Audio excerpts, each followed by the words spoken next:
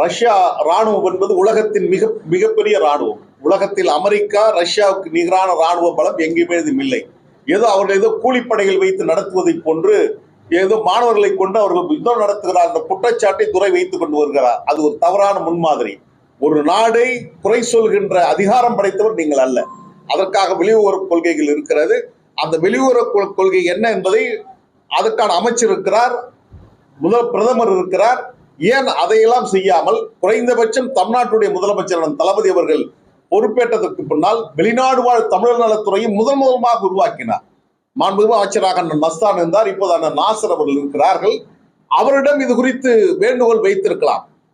அவர்கள் பெற்ற 68 பேர் கையெழுத்தில் பாரதிய ஜனதா கட்சி உறுப்பினருடைய கையெழுத்தை பெற்றிருக்கிறார். எனவே பாஜகவுடைய கையெழுத்தை பெற்றதே குற்றம் என்பதுதான் நாங்கள் குற்றச்சாட்டாக வைத்திருக்கிறோம். இது கள்ள கூட்டணி பாஜகவுடன் இருக்கிறது என்பதை நான் பதிவு செய்திருக்கிறேன். எனவே அவர் கூட்டணி பாஜகவுடன் செல்ல வேண்டும் என்ற திட்டம் விரைவில் நடைபெறும்.